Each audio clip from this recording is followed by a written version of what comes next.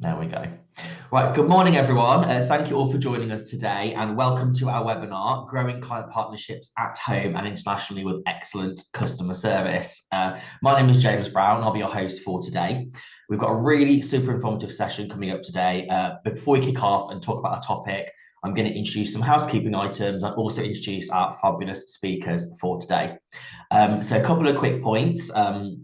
We love questions, so we'll have time for Q&A at the end of the session. But please, if anything comes up, please feel free to pop any items in the Q&A. The chat is also enabled, so any comments you'd like to give on or any thoughts you'd like to share throughout, please do so. We'll also be sharing a recording of this webinar. Webinar is being recorded, and we'll share that with you all in the coming weeks once it's live on our website.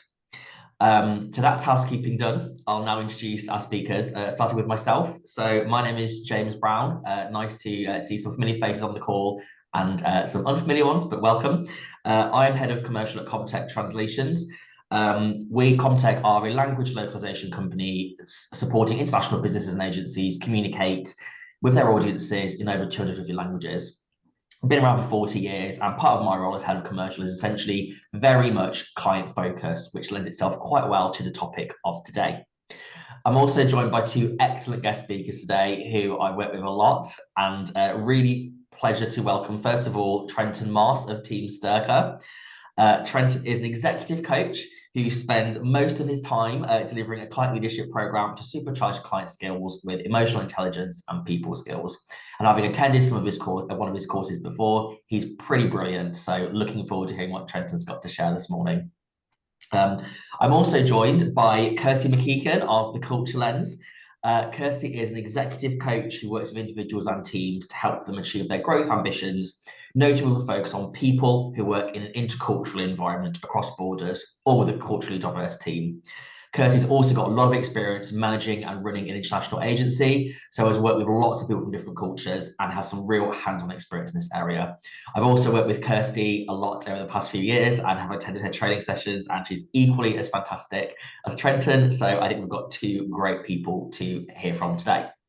So that's who we are. What about our topic for today? So what brings us agency folks here today? So as we mentioned in the kind of promo materials, in the current economic climate, it's more difficult than ever for agencies to win business. It's a really sad reality, but it's unfortunately a true reality. So in this challenging climate, what is the solution for agencies who are struggling to grow their brands, but really, really, really want to grow? The answer is leveraging existing client relationships for growth, so we can generate more revenue from existing accounts. And that's a lot of what we're going to be talking about today. And how do we achieve this? By supercharging your team with excellent client leadership skills. So enter Trenton Moss, client leadership extraordinaire. But in today's global society, what happens if you're working with international clients with culturally diverse teams? Or perhaps within your own team, there's a real mix of cultures. You've possibly experienced some challenges around communication, relationships, and you've possibly realised by now that the same rules for the UK don't necessarily apply in other territories. The solution is building on these excellent customer service skills with cultural awareness, greater cultural competency, to give you the knowledge of working with different cultures to help you succeed and implement the right strategies for international growth. And this is where I'm really excited to hear from Kirsty, our font of all things cultural knowledge. So hopefully by the end of this webinar, you're going to pick up some great tips around your client leadership and also how you can apply this when working with international teams. So that's our intro. Let's kick things off by speaking with Trenton. So Trenton, you run Team Sterka, which is all around supercharging agency teams with client leadership skills. And you're here today to tell us how to do that. So how did you get into this? Yeah, sure. So I ran my own agency for around 15 years. So I started it back in 2003, which is an incredibly long time ago. And I ran it for, as I said, for around 15 years. And it was a UX, user experience specialist. And for the first kind of roughly 10 years, user experience was quite niche. And so we were kind of growing and operating in our little niche, everything generally going well. And then all of a sudden, user experience goes very mainstream, which is kind of what we always wanted because we wanted a seat at the table with the more senior stakeholders. But careful what you wish for, because as a result of that, our competitors suddenly became Accenture, and IBM and PwC, and we find ourselves pitching up against them now. The big boys, yeah. And yeah, the big boys. And what those guys are very, very good at is landing and expanding. Mm. And we knew we had to respond to this threat, a potentially existential threat for us. So we ran a lot of initiatives over the course of many years to drive through the culture of client leadership. Now, we didn't want to become like a big consultancy where every single team member is targeted around 100% utilization usually, and revenue targets. I've no idea how you can be 100% utilized and do upsell, but anyway. So we didn't want to go there, but we needed to at least get closer to where they are so that everyone in the team was, able to hold their own with clients, and we could grow accounts and run accounts more efficiently and effectively. And it worked. So we did all these initiatives, and the year after we started, the following year, we saw a 35% uplift in client revenue, which was obviously great. We were very happy with. And I think it was, like I said, we did all of this stuff for a few years. And then after we got acquired in the end, and we became part of a much bigger agency. And it was then where we really realized what we'd achieved, because you get one of our, like, maybe, junior mid-level consultant working with the other guys, maybe with like a senior client director, client partner. And in terms of their client skills, it was kind of the wrong way around. Okay. And that's when we realized what we'd achieved. No, that's really, really interesting. And the 35% uplift is a huge, huge growth. So well done there. Tell us about some of the initiatives you ran then to achieve this this kind of change. I'm assuming you did a lot of training as part of this. Yeah. So we launched this. It was me and my MD used to do these, planning sessions every 3 or 4 months. We'd go off site and spend the day talking about, challenges that the business is facing, and looking at our 3-year plan and what we need to do. And so, we were like, okay, the big consultancies have invaded our space. What do we do? We said, why don't we just do a client leadership program? Why don't we just do some training? Yeah. And it was just this random idea. We're like, yeah, let's give it a go. So we launched what we called internally Friday Skills. So 9 till 9:30 every single Friday, and every single person in the business had to be there. You couldn't be running a client workshop, you couldn't be running research, you couldn't be going to a pitch. And this applied to me and everyone else in the business. You had 3 excuses not to be there, and they were the only acceptable excuses. You were sick, you were on holiday, or you were dead. And those were the 3 reasons you were allowed not to attend. So we kind of we were making it up as we went along. I mean, kind of like we had a training business as part of the agency, so we knew how to make training work. We also did quite a bit of transformation work for clients, like proper consultancy, transformation work. So we knew about kind of business change and cultural change. And then I had quite a bit of a background in coaching and counseling. So with all of those ingredients together, we were making it up as we went along, but we had the foundation, so we kind of knew what we were doing. Yeah. So I absolutely love that. Yeah, so we launched it. We told the team we're going to do this, and we always are coming up with crazy ideas. And we'd always just say to the team, look, here's a crazy idea we got. This is the reason we're doing it. We're going to give it a go, and we'll review it after 3 months and after 6 months. And if it's not working, we'll bin it and we'll try something else. This did work. So we did our Friday skills, and it worked so well. So it's all based around emotional intelligence and people skills. So my whole team went on this lovely journey together, because everyone's learning about themselves, increasing self-awareness and understanding of themselves, and they all did that together. So it was our culture flourished. It was lovely, which we never expected. And we were doing things like some of the things, so much like difficult conversations with clients, because it's hard when a client says, you haven't delivered in line with what I expected. You need to do this, this, and this, and look, it's written here in some document that I sent you, 4 weeks ago. And you're like, well, that thing in that document is kind of vague, and there's always a massive gray area, right? So you have these really difficult conversations with clients. So we have something called the please process, and it's literally a process that you follow anytime you have a difficult conversation with a client to come up with a win-win outcome. So rather than being on the back foot, oh God, what do I do here? Go through the please process. And the idea is at the end, we get to a win-win outcome where the client wins and we win.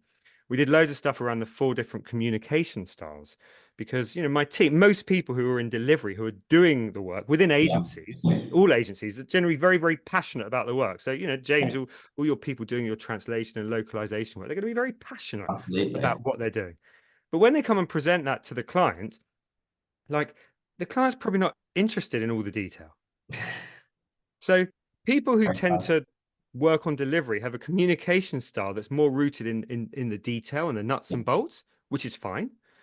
But your senior clients who you're presenting your work to tend to have a communication style that's a bit more high level and like outcome focused. Yes. So helping people understand their communication style and then being able to recognize what other people's communication style was transformational. Because Yeah. people will get very frustrated while like, well, why is the client not getting excited? I've done this amazing work and the client just doesn't care. So Yeah. that was really good. And another thing we did, probably the third thing I'll tell you about, we did so much. We did presentation skills. We did presentation reps. Nice. So every 5 or 6 weeks, 3 people would have to present to the entire business for 5 minutes, and then they get a 5 minute critique in front of everyone as well, including me. I had to do this, and I would get critiqued. Nice. And you could choose a topic, you could do it on whatever you wanted, but we had like a presentation guide as well, so you had to follow the best practices. So I'd support people who were preparing for it. And I remember this project manager. She was brilliant, wonderful at her job. 20 years experience. She was absolutely great.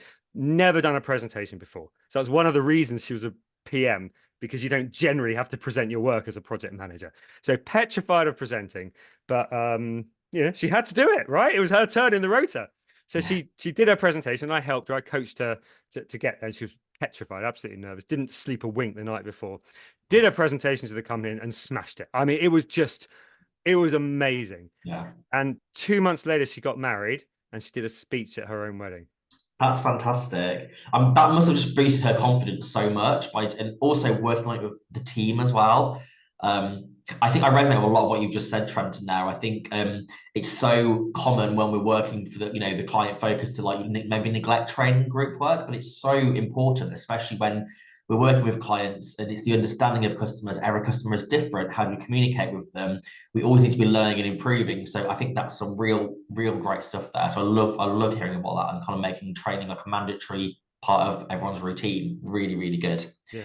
What was kind of the desired effect then from the training? What were the outputs? What were some of the things you saw shift in people or in the business following the training? Yeah. I mean, it was giving people the skills and the confidence to do this stuff. People are generally up for having difficult conversations with clients. They were up for getting better at selling in their work to clients. They were up for getting better at influencing clients and inspiring senior stakeholders, but they lacked the know-how and Yeah, therefore lacked the confidence.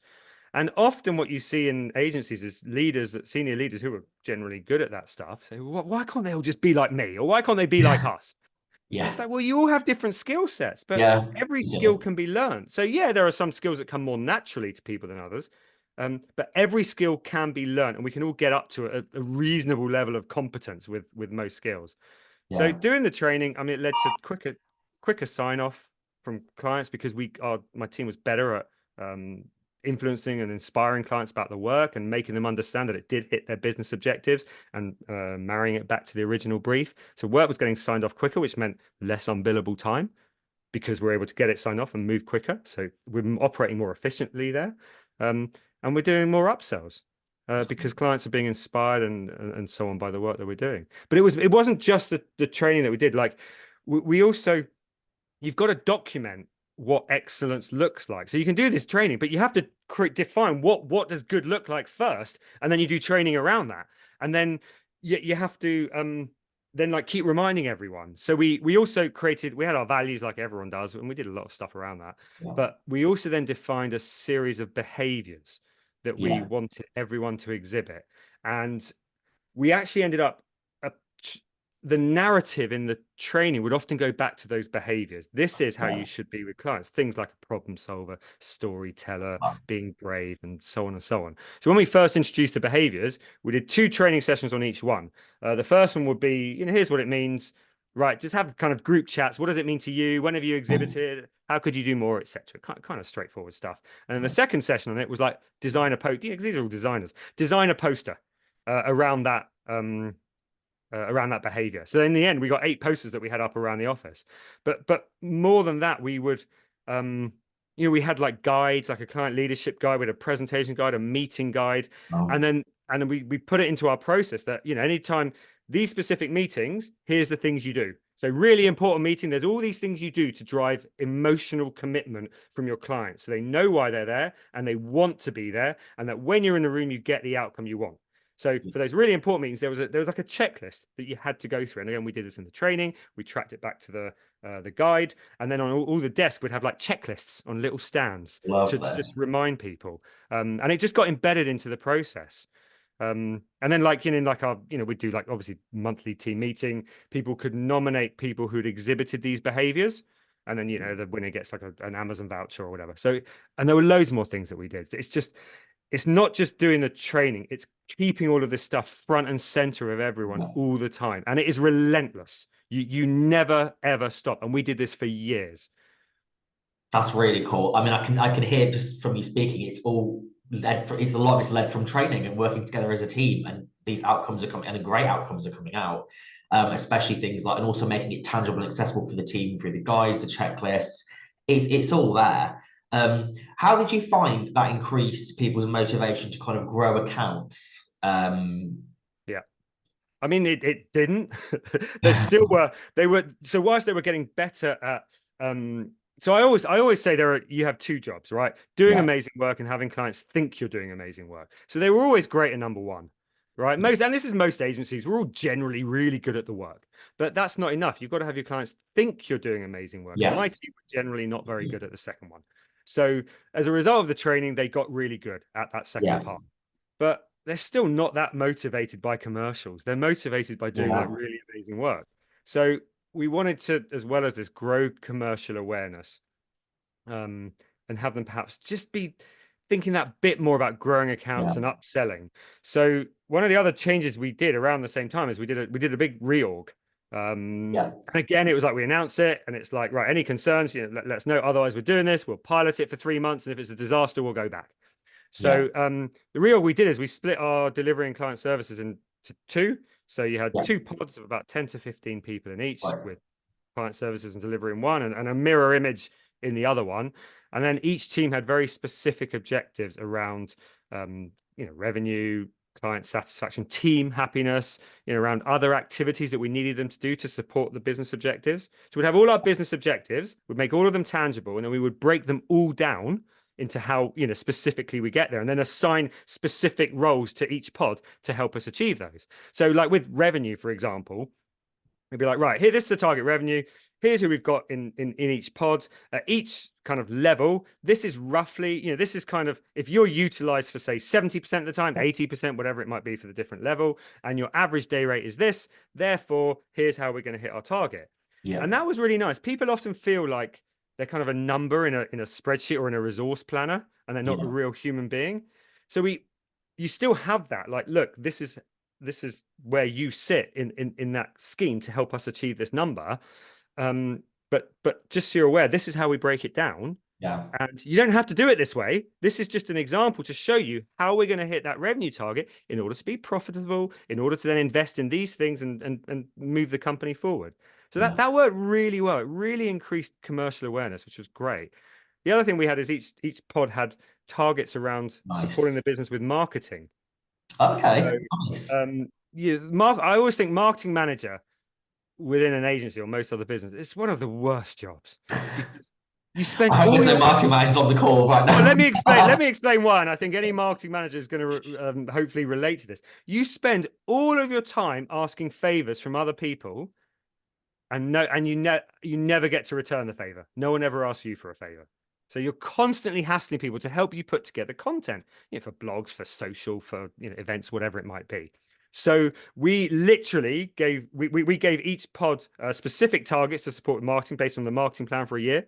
So it kind of flipped that balance of power a little bit, because then when a pod might have a bit of downtime, they'd be like, right, let's hit our marketing targets now, so that when we get a bit busier, we don't have to pull off billable time to make sure we do them. So that also worked really nicely. And because everything tracks back to the bigger picture business goals, everyone understands why they're doing everything. There are a few other things we did in the pods. They worked really well. Every other Friday, there was it was kind of in the rule set. Every other Friday, you had team time within your pod. Nice. And your remit for this, your objective for this as a pod is to do whatever you want to help further the success of your pod. So they were completely free to do whatever they wanted every other Friday afternoon to help further the success of their pod. So they knew what their objectives were. And that was, again, great. It just gives everyone ownership, right? Yeah. And we had other things in place. So like if one pod was busy and another was a bit quiet, the quiet pod could loan someone to the busy pod for a few weeks, and then they get a split of that revenue. And we had a transfer window. So every 6 months you could submit a transfer request Transfer if window. if you Okay. wanted to move to a different pod. But no one ever did, to be honest. That never actually happened. But we had it there in case Yeah. they did. Because people kind of they became quite attached to it. There was a bit Yeah. of friendly rivalry between them, which worked quite well. It's But really interesting hearing you talk about it because we, in the last year, about 12 months ago, we moved to a pod system and we're certainly seeing the benefits already. We're talking about with the teamwork and stuff. I think we've still got some more work to do on the commercial awareness side of things, but I think we're already seeing the kind of in its early stages. So I do empathize, I do agree on a lot of what you're saying. yeah. You just seem to get everyone around that common goal. Yeah, and as long as they're given autonomy, the key thing is autonomy. You can create a Yeah. framework for them to operate in, but they then got to work out how to get there. And I reckon it got my guys, my kind of UX consultants. I reckon it got them from being 100% focused on delivery and 0% on upselling, and I reckon it shifted them to maybe 95% on delivery and 5% on upselling. Okay. But that's enough. That's That's it. kind of all you need. Like you just need everyone to understand that. Think Yeah. of people doing delivery. Your job is delivery, right? That's what you need to do. And we need happy clients. We need amazing work. But I just want you just keeping your ear to the ground, just looking at, or looking at the corner of your eye, listening out your hearing. What are the potential opportunities? And just feed that back to your pod. And then you as a unit then decide how you want to develop that. And so that worked well. The other thing it did is it made people get less grumpy when they were working on kind of boring projects. So, you have some really exciting, amazing, like career defining projects. And then you have some real just really, do I have to work on this? I got 10 years experience and this is, but it actually helped people get motivated for those because they'd understand why they were doing it. Yeah. And that worked quite well. I think so. I think it's the why that it's really, really important. So you mentioned that kind of everyone was around kind of, really focused on not just kind of the delivery, but also more of the kind of growth. How were kind of the pods targeted and what were kind of some of the, compensation they might have received for that? Yeah, they got zero compensation. So they got their salary. So we did do a profit share before we moved to pods. We tried it for 1 year, and we everyone got a 10% bonus if we hit the target. And we had an amazing year. Like from the off, it was just amazing. And it was very apparent very early on we were going to hit all our targets, right? And everyone's going to get their payout. And it was a disaster. It was an unfettered cultural disaster. So even though everyone got their 10% payout and knew it from the off, we had all these problems. So first of all, people felt insulted that we were giving them this profit target because they felt like they work hard anyway and they take loads of pride in their job. So giving them the profit target, people felt a bit like, what? You think I'm only motivated because you're going to give me this profit target? That wasn't how he introduced it at all. But they kind of felt a bit insulted. Once they realized very soon on we were going to hit it, I mean, literally within 2 or 3 months, we started that year unbelievably. So it became very apparent we were absolutely smashing the targets. There's a very good chance we're going to hit this. Yeah. So as soon as that happens, there's just an expectation you're going to get it. So there's no additional motivation. And if anything, all you can have is disappointment if we don't hit it. So what's the point? And then no one can actually influence it. Not really. If you're just one person in the bigger agencies, there's not much that you can do. So no one does anything differently. And then the other thing that was really surprising, we'd always been very transparent with financials before this anyway. So always shared about revenue and profit and explained the difference between revenue and profit, which some people don't know. But this brought the word profit very much into the vocabulary across the business. So suddenly everyone just starts fixating and speculating on how much the leadership are going to take home from this. And I'm off buying a second yacht and all this. And I can tell you now, as anyone who's a leader of an agency here, your compensation is significantly lower than what everyone in your business thinks it is. And you really should just should have got some graduate job at PwC and worked your way up, and you'll have double the wealth you have now. So it really caused us issues, which was a bit bonkers. So we didn't want to bring in a financial reward into the pods. So what we did instead is we again tried a random idea, which we said, we'll pilot this. If it works, we'll keep it. If not, we'll bin it after 3 months. And we brought in the Woomuff. And the Woomuff was actually really successful. So that stayed for ages. So the Woomuff is called it stands for the We Made It Fund. So this was just you can Google it, but nothing will come up because we just made it up. So it's the We Made It Fund, and 1/3 of 1%, so 0.33% of client revenue. The team who worked on that get that money. You don't get the money. As a team, you have to collectively decide how you're going to spend it. So if in a month you work on with a client, and let's just say the revenue say 50k that month, you'll get £1,500. Right. And as a group, is that right? Is that maths right? I think it is. You're asking the wrong person. Sounds about right, maybe. I'm not even sure if that is right. Anyway, you get 1/3 of 1%. So and you have to decide how you want to spend it. So, people would like go for dinner and drinks together, or they'd like do an experience like the Crystal Maze. And then sometimes what people would do within the pod is they'd all pool their money together. So they'd be like, right, we're saving up for this really good thing, and we'll all go out as a pod together and do that. Yeah. And that what was great then is they were like, right, that motivated them to go and upsell, because they were like, right, we need to get this amount of client revenue so we can do this really cool thing, this West End show we want to go to, which is expensive. How do we bring in more money? Yeah. And that motivated people. And I that. think what I learned about rewards is probably 3 things for them to work is ideally it's an experience. It's not just money in the bank. Yeah, money in the bank's nice, but it's not memorable, right? Whereas an experience is something you remember, and then you tie that back to your business you work for, and you have a positive association. So we have that. It's also important that it's tied back to something that you've achieved, and a profit share isn't. You don't really. You contribute 2%. Yeah. You're like contributing 1% to that. But where it's a client engagement you've worked on, you're like, okay, I worked really hard with that client, and therefore here's my reward. So that's nice. And then the other third thing that I found worked really well with this was that people had ownership, right? They could literally decide what they could do for their reward, and that was very empowering.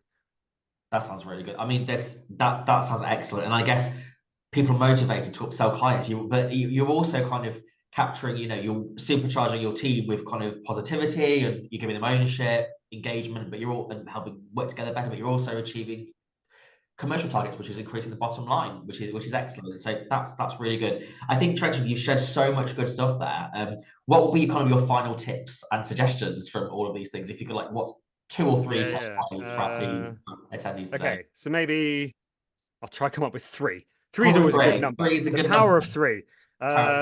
Okay, first one, I would say define what good looks like with all of it. And you have to really document it. Not in some in-depth 5,000 word document. You got to document it in sufficient detail that it means something, but at the same time that it's not TLDR, right? That it's high level enough that someone can consume it. So define what excellence is, and relentlessly, and I mean relentlessly, remind everyone about this. So that's the first thing. There's something called the mere exposure effect that says that people only get used to an idea when exposed to it 10 to 20 times. So if you're in a position of leadership, you'll know you put messages out to the team and it's like tumbleweed, right? You might as well have not bothered. They need to be exposed to that message 10 to 20 times for it to sink in. So just bear that in mind. So with all of this, it's relentless. Define excellence, relentlessly remind everyone. So that's the first thing.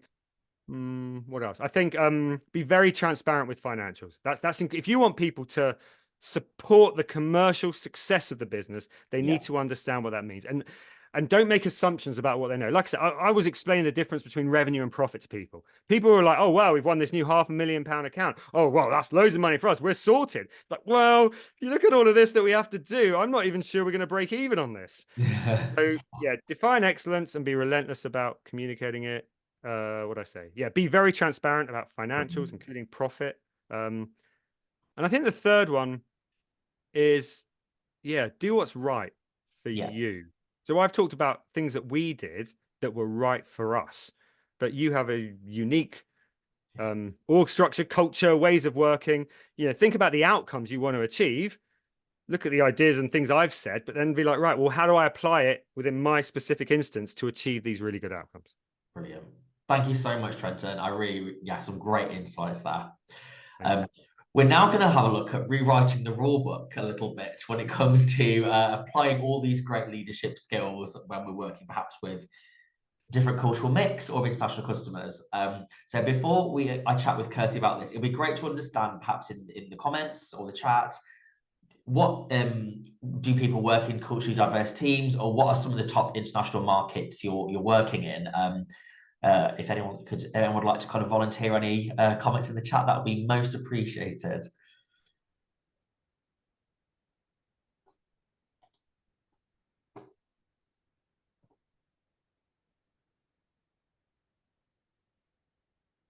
I think while people are typing, I think for me, I work with a lot of I have a client where we work with 8 different markets all across Europe. So the HQ is very much based in the UK, and that's kind of centralized marketing team. But we have different stakeholders and regional marketing teams where we have to work with those. And that certainly brings lots of different cultures into the mix.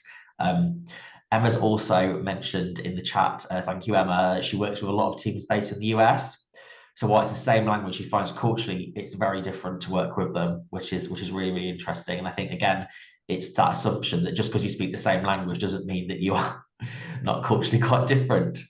Perfect. So we'll see if anyone else pops anything in. But Kirsty, I've got some questions for you. Great. So Trenton shared some really great points around creating a strong internal culture that's focused on the client.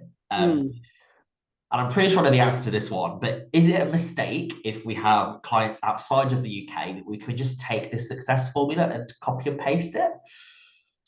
Well, I mean, probably the answer to that is a bit of yes and no. I mean, what we see is actually, you know, in terms of what those pods, for example, are doing in different markets and how they're relating to clients can often need to be altered quite a bit. So if you look at the actual interaction to build client relationships across different markets, we often find that we need very different approaches in order to build successful client relationships. So one of the things I hear about a lot is, well, you know, I'm doing what I've always done. You know, I've been in the business 20 years and I'm good at what I do. Look at my success criteria. And it must be the problem of my French client, my German client, my Indian client, my Chinese client. And so when you apply the same ways of working to a different market, things often fall down. Yeah. And that's similarly true if you're working as an international team, you know, and you're actually trying to pull together a global project and you take, hey, this is the way we do things in the London office and we're really good at it, and try it and apply it to everybody. Well, some of the ways you're working within your pod may not work in a different culture, or they may work, but you just need to explain what you're doing and not take it for granted that everybody understands the norms and behaviors that you're kind of applying. So a bit of yes and no. That's really cool. Could you perhaps give us some examples of what sort of things might be different in different cultures? Yeah, sure. So if we think about internally, first of all, one of the big things that can be really quite different in a lot of markets is actually the hierarchy and the way that decisions are made and what we would call technically our relationship to power. So we tend to find in the UK, and actually sometimes even more so in the US, there's very flat structures. Yeah. We are quite a sort of meritocracy, and it's quite easy to kind of spread decision making and to take an idea from somebody junior and kind of implement it, to give them the power and to make things happen. And with that power and that autonomy comes the natural responsibility you take. Yeah, so I can do what I want, but the buck stops with me. You know, I've done it. I take it on the chin. And in many other markets, and actually one of the surprising ones is France, because it's very close to home, but it's really different. And they're much bigger hierarchies. So actually, that level to take autonomous responsibility and initiative is actually seen as going against the boss. Yeah. What we call initiative, they would call undermining the boss. Sometimes, not always, but you can often see that. So actually, if you've got an initiative-based structure, you'd need to think quite carefully about how you would work with a French team. Yes. That also means that's internally. If you think about what that means externally, then actually with hierarchy very often comes an expectation that I am going to be dealing with somebody at my level of the hierarchy. Yes. Yeah. So actually, if you've got a client, they may not expect to have a conversation with a junior member of your team. Yeah. They may be expecting a call from the client director about Yeah. certain decisions. So that again would look a little bit disrespectful sometimes, or they may not, they may assume that that person is not got the ability to act on their initiative because they would need to wait for the go, no go from their boss. So there'd be a bit of suspicion about that sort of phone call. So just the way you organize yourself would need to be reconsidered, thought through, and adapted in that case. Brilliant. What does that mean on a practical level for teams, do you think? Well, I think, I mean, you know, what Trenton finished with, I think, would be one of the things I would encourage all teams to go back to, which is what does good look like and how is it different here? Yeah. Yeah. So if you take that kind of, how do we structure ourselves? How do we agree who's going to talk to who? How are we going to get decisions made? And who's going to go to which meeting with which client? Yeah. Who are we going to get to call somebody up? If I hear of a business opportunity with a client, do I act on it or do I bring it back to the team and pass it up so that they can network it up at the top? So some of those things you might say, well, you guys are great information gatherers, but don't act on it in this market because Yeah. you'd waste the opportunity. Whereas in other markets, you may just want to act on it spontaneously, have a coffee, have a chat, and actually start making that kind of opportunity come to life. And so stop and pause and think about what does good look like. Yeah. And it's that whole thing of actually, if it's not working, the common thing is to get a bit frustrated and maybe have a bit of a whinge and start blaming, because then Yeah. I feel good about myself. I'm right, they're wrong. And it's a natural response, and it's a defense response. Just stop and go, huh, this is really weird. Yeah. Like we're usually really good at this stuff. What's different here? What's Yeah. going on here? Yeah. And try and understand the different rules of, it might be the client culture, it could be the national culture, but what is going on that means your way of working isn't working anymore? Absolutely. I think that's really, really important. And I think when we've spoken before, Kirsty, we've talked about things like loyalty, relationships, communication. Yeah, It'd be great to touch on maybe an example of one of those in terms of sure. how to manifest that in cultural Well, intelligence. I mean that's very much when we start looking at some of the external things as well. So, Yeah. if we actually start looking at doing business overseas, then one of the things we also need to look at is actually how do we begin to build actual client relationships Yeah. and how do we win pitches? So I spent quite a lot of time in living and working in Germany. And one of the big differences between Germany, which we would say the relationship to uncertainty is very different in that culture. There's an appreciation of certainty and things being consistent year after year. Whereas here in the UK, actually, we're quite an anomaly globally. We're a little bit addicted to change and difference. Yes. Hence, we're so creative, but that's not the same everywhere.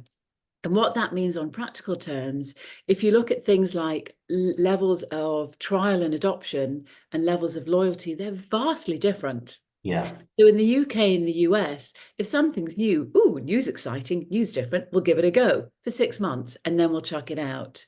In Yeah. markets that aren't got such the same relationship with uncertainty, I don't like change. Change is scary.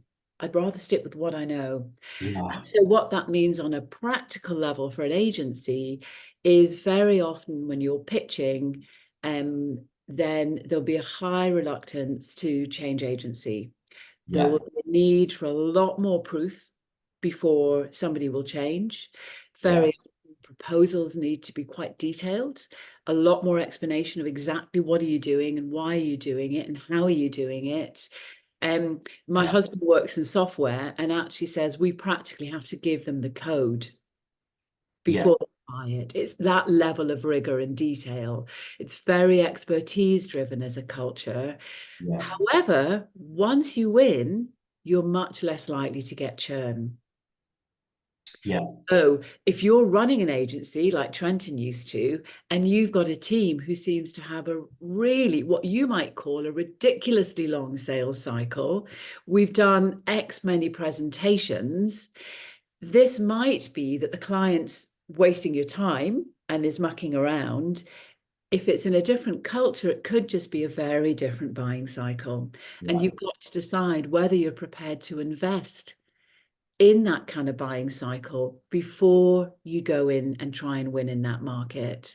So just standing back and making that decision in your pods, in your management teams, are we prepared to invest at this level? Do we have the patience to go through this? And what's the payoff if we succeed? Yeah. So a very different way of winning business, completely different there. That's a fantastic example. I'd just like to say that rings a lot of bells in terms of my own experience. Yeah, I mean, the other thing you talked about was communication. Yes. And in a lot of people that I'm hearing about are working with markets or suppliers in India, in China, in markets in Dubai is a big area at the minute. A lot of people doing a lot of business in Dubai and really winning there. And communication patterns in many of those cultures are what we would call indirect communication. If you, I mean, you're a linguist, you probably know this answer to it better than I do. There's actually not a word for no in many cultures. There's literally not a word for no. So I know in the Turkish language, you cannot say no, I've been told. So actually, no is said in a very indirect way. And it might be, you know, I did a lot of work in India and I would do things like check off a concept board for market research. So, hey, is a concept board working? Oh, that's a lovely picture of the man in the t-shirt in the top right-hand corner. And I'm thinking, okay, yeah, that wasn't my question. My question was, does the board work? Very direct, yes or no. What I got back was an indirect bit of feedback that said, I like this picture. Now, what I should have heard was, so what about the other pictures? Yeah. That was a way of saying, this isn't working in a very polite and respectful way. So again, what happened was we went ahead. I just thought that, you know, this team can't answer my question directly.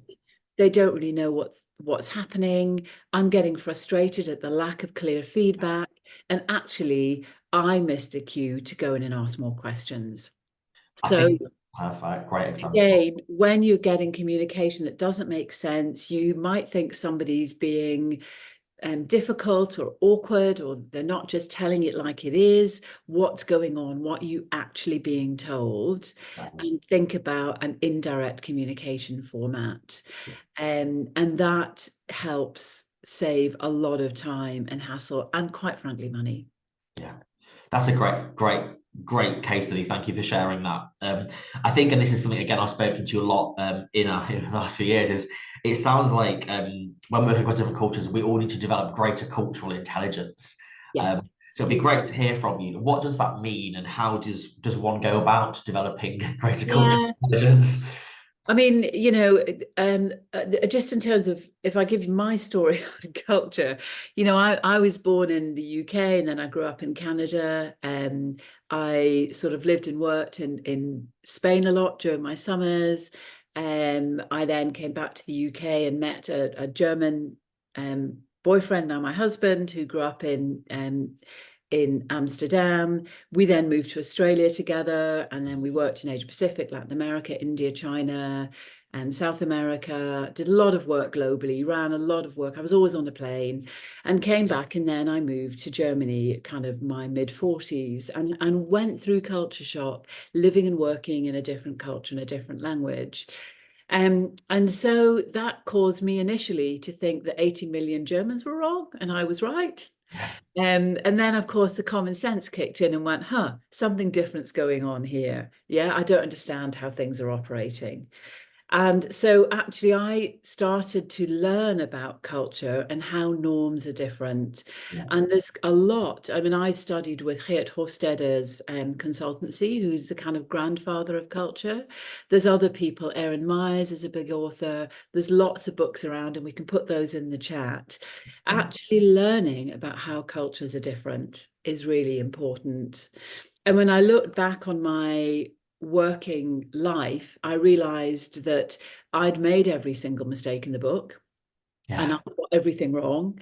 And I was lucky enough to replace my why are they doing this wrong with curiosity of how come this isn't working. Actually, by reaching out to people who were cultural bridges. Maybe they were Chinese, but they'd studied in America. Say what's going on here, and actually people were, once you were curious and humble, people would educate you.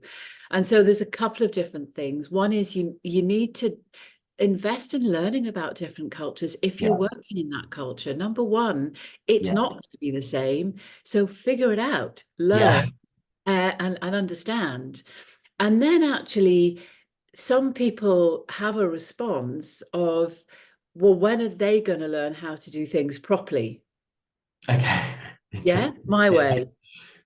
No, there's many French people living in France enjoying the way the French culture works. It's not wrong, it's just different. And actually, if you don't like that, you probably shouldn't be working with different cultures, because you're just going to find it frustrating and annoying.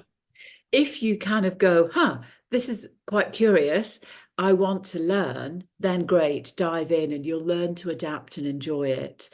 So be honest with yourself and look at your team. Are people resistant to different cultures? If so, it's not going to be a good fit.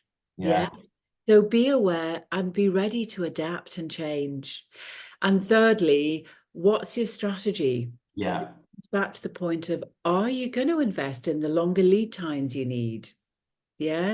When you get a team, a pod saying, we need to do things like this with this client in India or in China, has the whole company committed to being adaptable and flexible to different cultures? How much are you prepared to let your team do things differently and to find what good looks like in a different way in that market?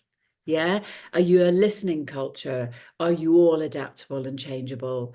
So what is it? Do you like doing things that way? And what are we prepared to do about it? They're the three things you need to really think about to develop a culturally intelligent agency and team and individuals. That's excellent. I really like how we've talked about getting how to get cultural knowledge. The drive there to really engage in different cultures, and then the strategy. So thank you, Kirsty, for your really great insights. Do you have any top tips or knowledge or nuggets of knowledge before we wrap up to share with the group? I mean, there's just one really, and that is whenever you feel yourself challenged, and actually you may respond like the flight fight syndrome. You're angry, you walk away, you want to give up, you kind of freeze. There's something going on there. There's something that's different, something that's triggering you, something that's saying this is wrong. And it probably, it may not be wrong. It may just be a cultural difference. That's the point, to lean in and have a think. And if you try and respond with curiosity rather than your walk away, anger, freeze, natural response, say what's going on here and look for an answer, that will help you develop cultural intelligence. There's lots more you can do around it, but that one thing of replace your natural fear response with curiosity, and that will take you a long way by learning from others and on the job.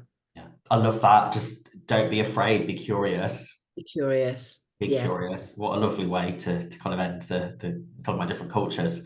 Well, thank you so much, both Trent and Kirsty. I think I can speak on behalf of the group where you've shared some really, really fantastic insights throughout this session. We've now got some time for questions.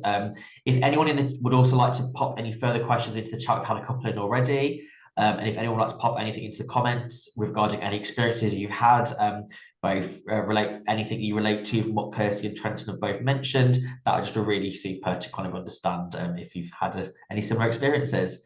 But first, we have a question from Olivia, and this one's for Trenton.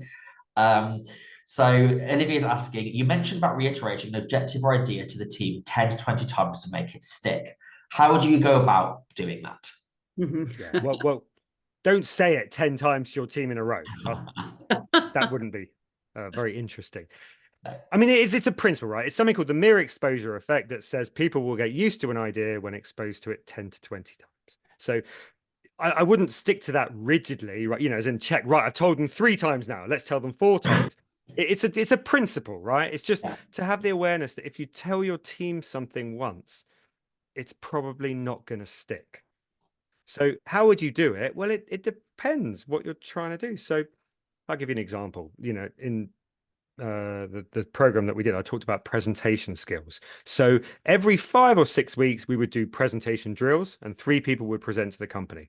At that time, then, and everyone would then get feedback based on our guide on how you should be presenting, which had like a checklist of 20 things that you do at various points. So every 5 or 6 weeks, people were reminded about this checklist in front of the whole company. But then beyond that, people were expected, when going to present to clients, to look at the checklist and just check everything off, that they were doing it in the web credible way, in our way. So again, that was like reminders for them too. So the senior guys in the team were obviously instructed, I guess, for want of a better phrase, to make sure this happened on the ground.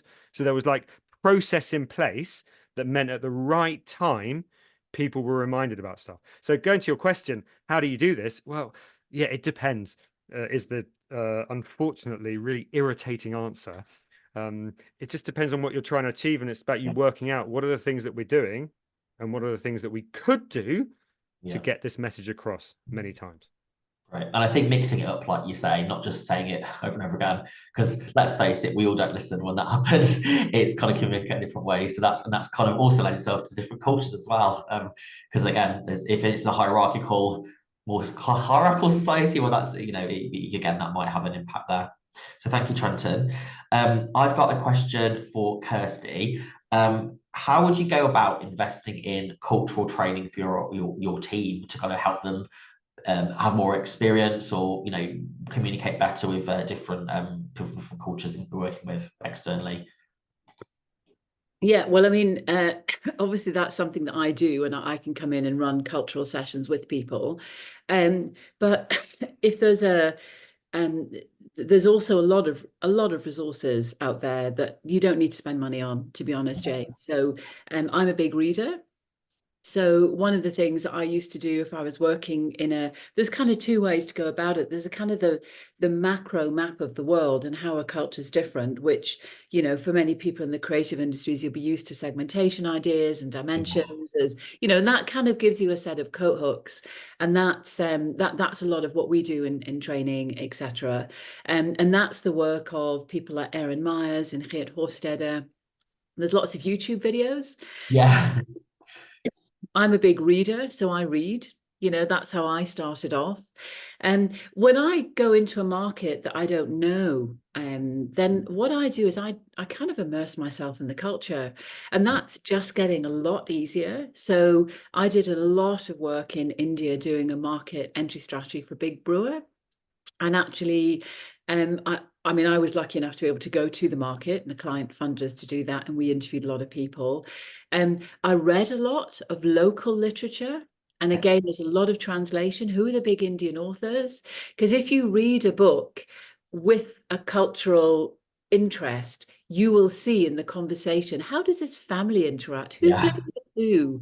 How do communities work? How are people interacting between the family and the organization?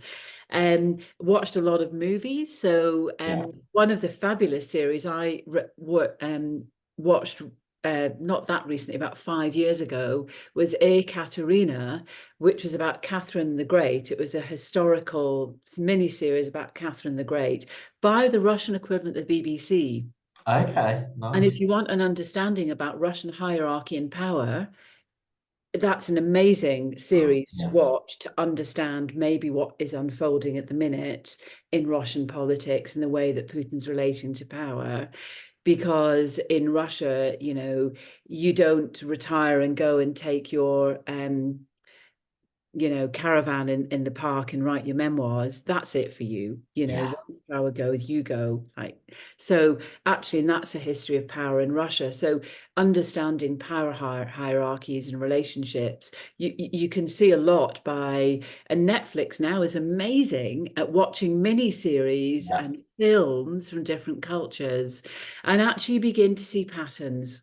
You begin to see the same things over and over again. And some of these different cultural differences, relationship to power, relationship to community, to each other, the I versus the we, relationship to uncertainty, you can just see them very much. Once you've got the basic awareness of different dynamics, you can begin to see it in those different areas. There's also just loads of books out there about the kind of what I would call the do's and don'ts. Small bits of cultural etiquette, which I think people are getting more forgiving about, actually, although that there's different cultures and different ways of doing things. But there's a lot of reading around that to be done as well.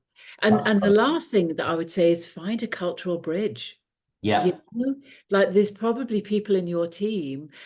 I mean, if before we start any program, we ask what people's cultural experience is, and I can guarantee that at the end of that, the person that's asked the training had no idea about the breadth of experience in their team. I didn't know that James went to school in Hong Kong for 10 years. Isn't that interesting? You're looking at how we launch into Asia and you haven't asked James about it because you didn't know he'd spent years growing up in Asia. Well, actually look for your hidden resources. It's often an absolute gold mine that's sitting there waiting to be tapped into. I love this so much, and there's so much there, isn't there? The knowledge is there everywhere. It's just having the drive to go and find it. So I love Curiosity to find it. Curiosity to find it. One last question. We've only got a couple of minutes left. One last question's popped in. This one's for you, Kirsty, but also off the back of something Trenton mentioned. Olivia's asking, it's really interesting to hear about you talk about right and wrong in the context of different cultures. How do you have these different conversations, as Trenton mentioned, with teams of different cultures without implying they're wrong? Do you have any top tips of navigating those when you've got to communicate an awkward situation, or maybe there's a complaint and the person's from a different culture, how you kind of get around that without kind of pointing the blame or getting frustrated, let's say? Yeah, well, I think, Olivia, it's an amazing question. And I think one of the first things I'm reading from your question is that very often people do interpret it as wrong because it's not the way that things are done around here. Yeah. And so the first thing I would be curious about is, why is this not landing? Why is this not landing? What is going on? So if I take you back to the example of uncertainty avoidant markets, and we talked about selling in to the to a German client, what, you know, I don't know, what struck me was that the questions that were being asked felt like too much detail. And if you listen to that, there's judgment in that statement, so that I didn't feel that that level of detail was needed. It's not typical in the cultural norm that I come from. When you start looking at the cultural norm in a country like Germany, there is a greater appetite for and ability to digest vast amounts of data and detail. And so the level of comfort that's needed in that culture in order for me to look credible is much higher. So the crucial conversation might be, I feel like saying, like, that's enough, make a decision already. And actually, even anywhere near that point. So what's actually going on? And is there a wrong? Is there a need for a crucial conversation? Is it just a misunderstanding of expectation? And actually, I need to adjust and adapt. So I'd really be leaning into that in a curious way to understand what's happening. If you take the communication example as well, you know, you're just, if somebody's an indirect communicator, to expect people to be straight up, straight down the line, tell it like it is, it's probably not going to happen. It's just, you're asking somebody to do something that is not a way that they can communicate. If somebody doesn't have no in their language, what are you expecting somebody to do? Yeah. So have a think about what you're asking and what you think is right and wrong. And do you find a new way around things that you can both work with? Amazing. Thank you so much, Kirsty and Trent, for answering all those questions. I think from my perspective, I work in both customer service and different cultures every day. So I've certainly got a lot from this webinar from both perspectives. And I think there's so much that both Trent and Kirsty have shared you can go away and apply to your own agencies and your own work. So that's a wrap for today. Thank you all so much. We're all available on LinkedIn if anyone wants to connect with us. Please feel free to get in touch for us for any questions, whether it's localization, cultural intelligence, or excellent supercharged customer service skills. We're here to help. So thank you, everyone. Have a great day and take care. Thanks, James. Thanks so much. Bye-bye. Take care. Bye.